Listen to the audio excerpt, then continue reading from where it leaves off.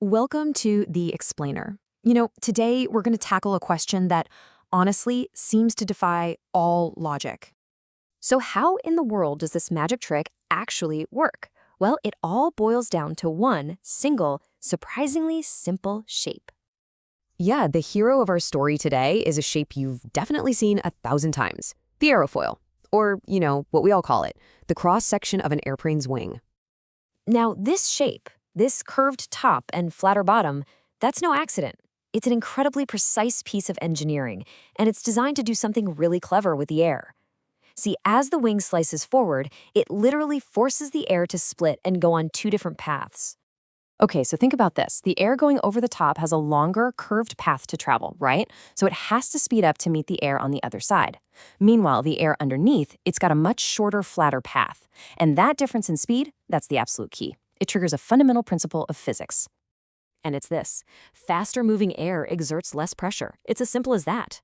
So what you get is a zone of low pressure on top of the wing and a zone of high pressure underneath it. And well, nature hates a vacuum, right? That high pressure is always trying to get to the low pressure, and in doing so, it pushes the entire wing up. That pressure difference, that is the fundamental secret to generating lift. You can actually try this right now. It's a perfect, super simple way to see the exact same principle that lifts a massive jet. The fast air you blow creates low pressure, and the still higher pressure air underneath pushes the paper right up. It's amazing.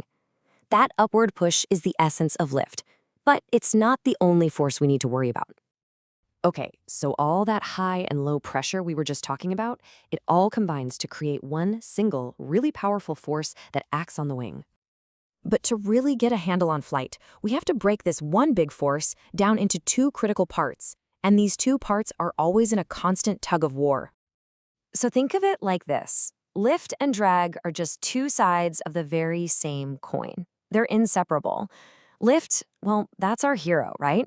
It's the force that pushes us up and gets us flying. And drag? Drag is the villain. It's the resistance, the backward pull, trying to hold the plane back.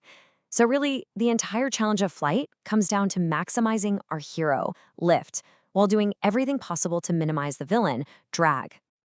And get this is a mind-blowing fact. Most people think it's the push from below that does all the work. It's not. It's the pull from above. That low-pressure zone is literally creating a suction effect that's pulling the plane up into the sky. So with this incredible force at play, how do pilots actually manage it? Well, pilots can't just change the shape of the wing in the middle of a flight, at least not the main part. But what they can do is change its angle relative to the air rushing past. And let me tell you, this is one of their most important tools. To put it simply, it's just how much the wing is tilted into the wind. When a pilot tilts the wing's leading edge up, they're increasing what's called the angle of attack. And doing that has a very direct and very, very important trade-off. Yeah, it's a constant balancing act. A seesaw is a great way to think about it. You get more lift, but you also get a lot more drag. So pilots are constantly making these tiny adjustments, fine-tuning that angle, trying to find the absolute sweet spot for the most efficient flight possible. And this table here, it shows that balance perfectly. This is the maximum lift-to-drag ratio. You'll hear pilots call it the L/D ratio. This number is the heart of aerodynamic efficiency. It's all about getting the most lift for the least amount of drag, because less drag means less engine power needed, which means better fuel economy and longer range. And you can see it right here. A big military transport is way more efficient than a fighter jet that's built for pure speed and agility. But there's always a limit, right? So what happens if a pilot gets greedy and asks for too much lift by increasing that angle just a little too much? Well, you push the wing past its breaking point, and that leads to the single biggest danger in all of aerodynamics.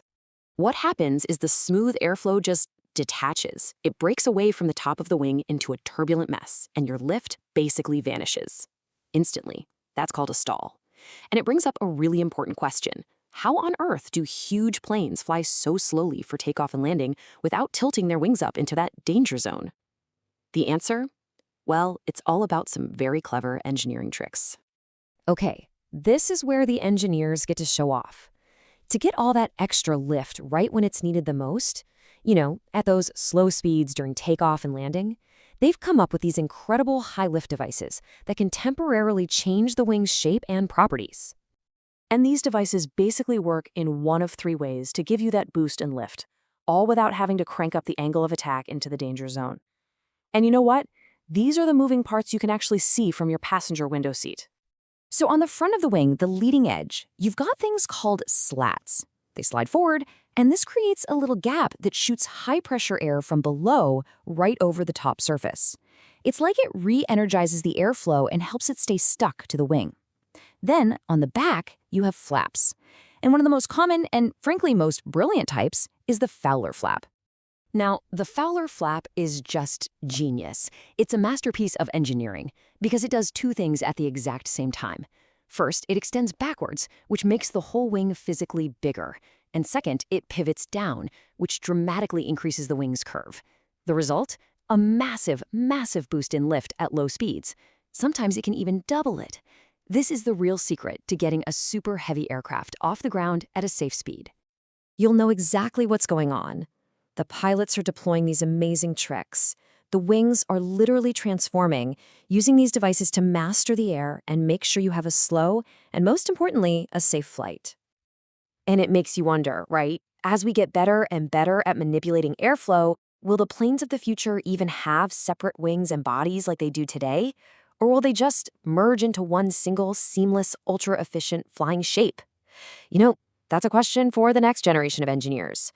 But for now, you understand the fundamental forces at play, and you can really appreciate the incredible science that gets us all safely off the ground.